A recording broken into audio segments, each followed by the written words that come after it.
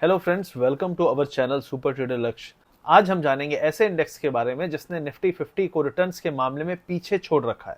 अब चाहे आप 1 साल की बात करें, 5 साल की बात करें, किसी भी टाइम फ्रेम में इसका परफॉर्मेंस को कंपेयर करें, तो क्या आप अब तक गेस कर पाए हैं कि ये कौन सा बड़ा इंडेक्स है? तो मैं आपको बताना चाहता हूं कि इस इंडेक्स का नाम है निफ्टी टोटल मार्केट इंडेक्स। शायद आपने इसके बारे में नहीं सुना होगा, लेकिन इसने तो निफ्टी 50 के रिटर्न्स को पीछे कर रखा है। इसने निफ्टी 50 को 1 साल, 5 साल, किसी भी टाइम फ्रेम में आप कंपेयर करो तो उसके रिटर्न्स को बीट किया है। तो आइए जानते हैं कि इस इंडेक्स ने निफ्टी 50 को क्यों बीट किया है। इस इंडेक्स में कौन कौन से स्टॉक्स होते हैं। एक और सवाल लोगों में होगा कि क्या इस इंडेक्स में हमें इन्वेस्ट करना चाहिए। तो दोस्तों, यहाँ पे मेरा सिंपल आंसर है कि अगर निफ्टी 50 को ये रिटर्न्स के मामले में बीट कर रहा है तो व्हाई नॉट, क्यों हमें यहाँ इन्वेस्ट नहीं करना चाहिए। तो आइए शुरू करते हैं इस वीडियो को और समझते हैं कि निफ्टी टोटल मार्केट इंडेक्स क्यों अच्छा है, कैसे इन्वेस्ट कर सकते हैं, क्यों इन्वेस्ट करना चाहिए और किस तरीके से निफ्टी 50 को इसने पछाड़ रखा है। अभी तक आप लोगों ने निफ्टी 50 का नाम सुना होगा, डेफिनेटली सुना होगा, क्योंकि आप में से ज्यादातर लोग ट्रेडिंग करते हैं, निफ्टी 50 में ट्रेडिंग करते हैं, बैंक निफ्टी में ट्रेडिंग करते हैं। ये सारे इंडेक्स होते हैं। निफ्टी 50 क्या होता है? हमारे देश के टॉप 50 कंपनीज का एक मिला के जो इंडेक्स बनता है वो है निफ्टी 50। निफ्टी 50 इंडेक्स की जो 50 कंपनीज होती हैं, 50 कंपनीज होती हैं, वो एनएससी एक्सचेंज में लिस्टेड होती हैं और इनका फ्री फ्लोट मार्केट कैपिटलाइजेशन, मतलब जितने भी शेयर ट्रेडिंग के लिए अवेलेबल हैं, उन शेयर्स के बेसिस पे जो कैपिटलाइजेशन होता है मार्केट का, उसमें जो टॉप 50 कंपनीज आती हैं वो इसका पार्ट बनती हैं। यहां पे निफ्टी 50 तो हो गया चलो टॉप 50 कंपनीज। उसके बाद जो अगली 50 कंपनीज, 50 कंपनीज होती हैं, उनको कहा जाता है निफ्टी नेक्स्ट 50। मतलब ये अपकमिंग लीडर्स हैं स्टॉक मार्केट के, जो निफ्टी 50 में तो नहीं है, लेकिन निफ्टी 50 के बाद इन्हीं का नंबर लगता है। उसके बाद जो कंपनीज आती हैं उनको हम कहते हैं मिड कैप, जो आजकल बहुत लोगों की फेवरेट बनी हुई है। छोटी Majhauli company, mid sized companies, जो बहुत बड़ी नहीं है लेकिन बहुत छोटी भी नहीं है, तो उनको कहते हैं मिड कैप। और मिड कैप 150 का एक इंडेक्स होता है जिसको कहते हैं mid cap 150। Nifty mid cap के बाद एक और ग्रुप है जिसको कहते हैं स्मॉल कैप। ये छोटी कंपनीज होती हैं जो अभी बहुत बड़ी तो नहीं है, लेकिन इनमें बहुत हाई पोटेंशियल होता है और पिछले कई सालों में इन्होंने बहुत बेहतरीन रिटर्न्स दिए हैं।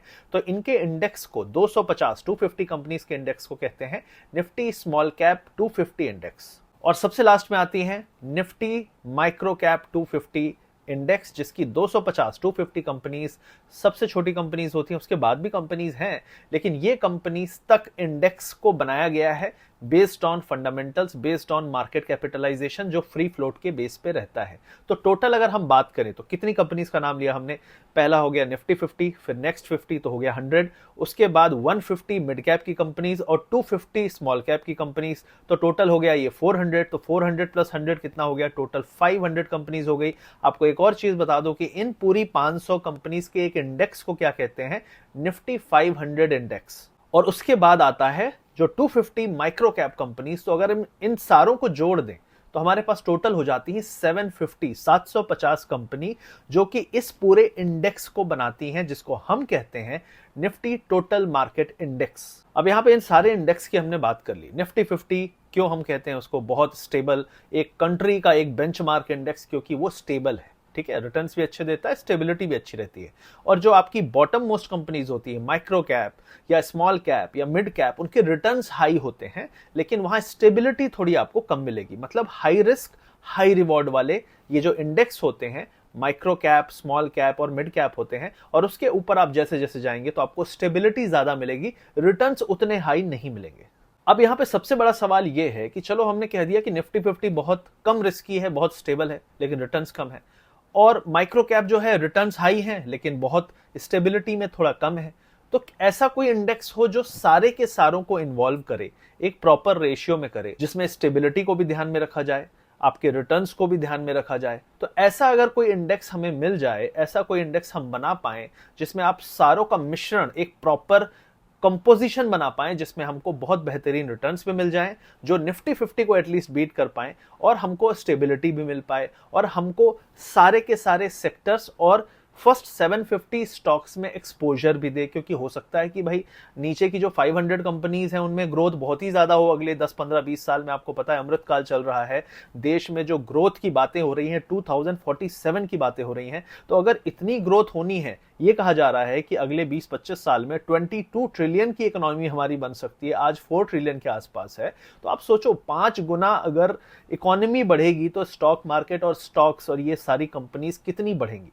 यहाँ पे आपको एक और चीज ध्यान देनी है कि आपका सारा पैसा माइक्रो कैप या स्मॉल कैप में नहीं जाएगा, लेकिन आपके टोटल 100% पैसे का कुछ हिस्सा लाइक 20-30% अगर माइक्रो कैप स्मॉल कैप में लगता है तो आपकी जो ग्रोथ है उसको बहुत अच्छा बूस्ट दे सकता है। एट द सेम टाइम जो बाकी 60-70% है वो एक स्टेबल इंडेक्स में लगा रहेगा, तो जिससे स्टेबिलिटी भी बनी रहेगी और वहां भी रिटर्न्स आपको डिसेंट मिलते ही हैं।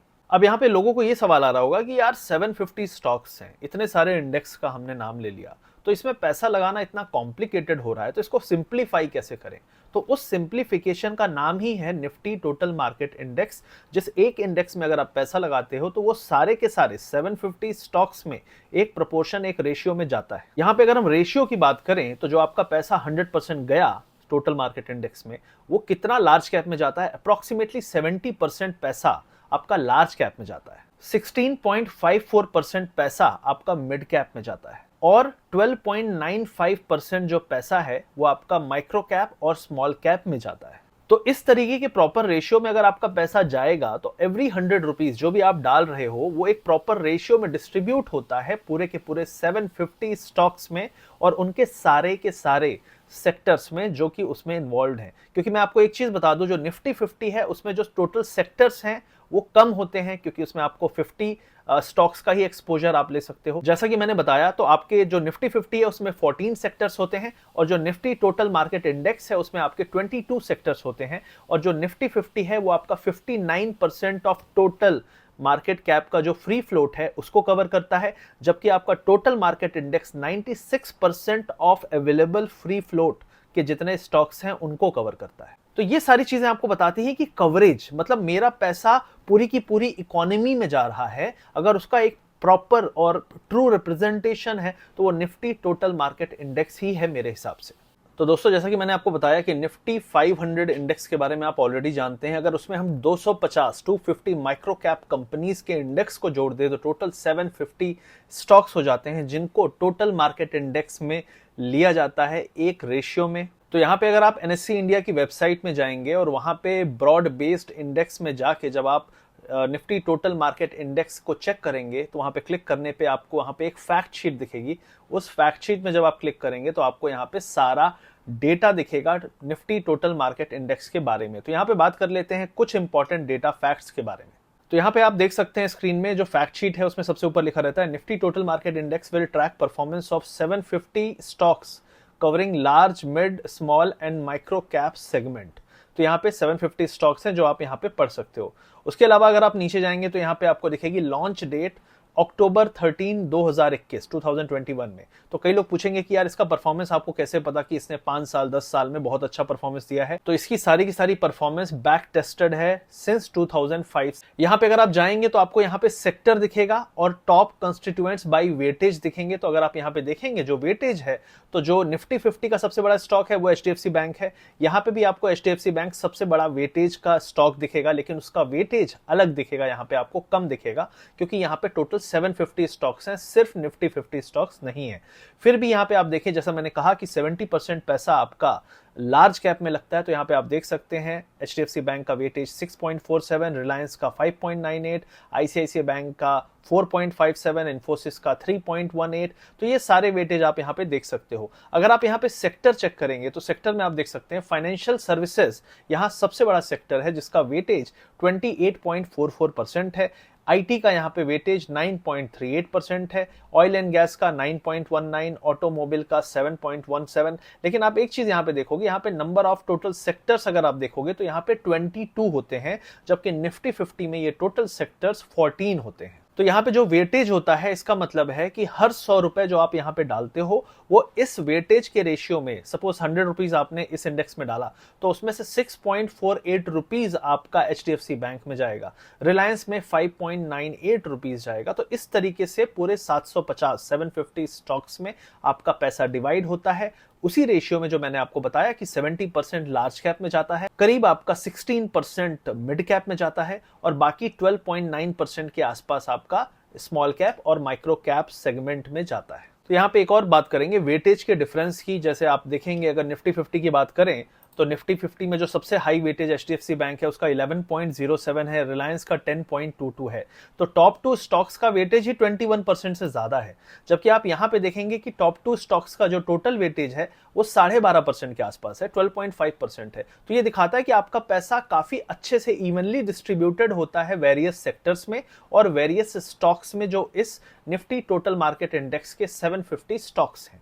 अब यहां पे बात कर लेते हैं सीधे सीधे परफॉर्मेंस की कि क्यों परफॉर्मेंस में ये निफ्टी 50 को बीट कर पाता है। अगर आप लास्ट 5 ईयर का परफॉर्मेंस देखेंगे तो निफ्टी टोटल मार्केट इंडेक्स ने 17.48% का रिटर्न दिया है, लास्ट 1 ईयर में 41.6% का रिटर्न दिया है। अब आप सोचेंगे इंसेप्शन डेट 2021 की है लेकिन आप बोल रहे हो 5 साल 15 साल, तो इसलिए क्योंकि ये पूरा का पूरा बैक टेस्टेड डेटा है। अगर हम निफ्टी 50 से कंपेयर करें तो यहाँ पे पर स्टॉक जो आपका रिस्क है पैसे का वो लिमिटेड है, क्योंकि यहाँ पे स्टॉक्स, नंबर ऑफ स्टॉक्स बहुत ज्यादा है। नंबर ऑफ सेक्टर, अगर आप कहें कि कोई एक सेक्टर में प्रॉब्लम हुई तो क्या होगा, तो नंबर ऑफ सेक्टर्स भी यहाँ पे ज्यादा है। यहाँ पे आप एक और शीट देखोगे जिसमें मैं आपको बताऊंगा पिछले 10 साल में, लास्ट 10 ईयर्स में जो परफॉर्मेंस है ईयर ऑन ईयर, वो आपका मिड कैप ने कितना दिया, स्मॉल कैप ने कितना दिया, माइक्रो कैप ने कितना दिया, निफ्टी 50 ने कितना दिया, ताकि आपको समझ में आ जाए कि क्यों आपका पैसा सिर्फ निफ्टी 50 में नहीं जाना चाहिए या सिर्फ माइक्रो कैप में नहीं जाना चाहिए। क्योंकि मैंने बताया कि रिस्क भी आपको मैनेज करना है। तो आप यहाँ पे देख सकते हैं स्क्रीन पे कि अगर आप निफ्टी 50 के लास्ट 10 ईयर के ईयरली एनुअल रिटर्न्स देखें जो कंपाउंडेड एनुअली होते हैं, तो निफ्टी 50 के रिटर्न्स 14.33 हैं। निफ्टी मिड कैप के जो रिटर्न्स हैं वो 22.06% है, स्मॉल कैप के रिटर्न्स जो है 19.75% है और निफ्टी जो माइक्रो कैप है उसके 27.69% है। तो यहाँ पे जब आप परसेंट देखते हो और सारों के ग्राफ देखते हो तो आपको एक चीज समझ में आएगी, जब आपका पैसा इन सारों में लगेगा तो आपकी जो ग्रोथ है वो बेयर मिनिमम निफ्टी 50 की तो मिलेगी ही और उससे ज्यादा ही मिलेगी, क्योंकि आपका जो टोटल पैसा है वो सिर्फ निफ्टी 50 में नहीं, सिर्फ मिड कैप में नहीं, सिर्फ स्मॉल कैप में नहीं, सिर्फ माइक्रो कैप में नहीं, बल्कि सारे जो सेगमेंट्स हैं उसमें आपका ये पैसा जाता है। अब क्यों हम इस इंडेक्स के बारे में सोचें और क्या ये अच्छे रिटर्न्स कहलाएंगे, तो ये जानने का बेस्ट तरीका है कि इंडेक्स के रिटर्न्स को हम निफ्टी 50 के रिटर्न से कंपेयर करें। तो निफ्टी 50 का अगर बात करें तो लास्ट 5 इयर्स का रिटर्न सिर्फ 14.88% है, जबकि निफ्टी टोटल मार्केट इंडेक्स के जो रिटर्न्स है वो 17.48% के रिटर्न्स हैं ईयर ऑन ईयर। आप देख सकते हैं इसकी फैक्ट शीट में ये नंबर दिए हुए हैं। यहाँ पे लास्ट 1 ईयर की बात करूं तो निफ्टी ने 29.58% के रिटर्न्स दिए हैं, जबकि निफ्टी टोटल मार्केट इंडेक्स ने 41.6% के रिटर्न्स दिए हैं। तो स्टैटिस्टिकली अगर हम बात करें तो निफ्टी टोटल मार्केट इंडेक्स की परफॉर्मेंस ने निफ्टी 50 की परफॉर्मेंस को बहुत हैंडसम तरीके से बीट किया है। यहां पे एक और स्टैटिस्टिक है जो आपको जानना चाहिए। स्टैंडर्ड डिविएशन एक ऐसा मेजरमेंट है जिससे आपको इंडेक्स की स्टेबिलिटी पता चलती है। मतलब स्टैंडर्ड डिविएशन मतलब कि जो आपका स्टैंडर्ड मीन है उससे आप कितना ज्यादा डिविएट कर रहे हो, फ्लक्चुएट कर रहे हो। तो यहां पे आप देखेंगे कि निफ्टी 50 का लास्ट 1 ईयर का स्टैंडर्ड डिविएशन 9.89 है, जो कि स्टेबल है। चलो ठीक है। टोटल मार्केट इंडेक्स का जो स्टैंडर्ड डिविएशन है वो 10.33 है, जो कि ऑलमोस्ट नियर बाई ही है।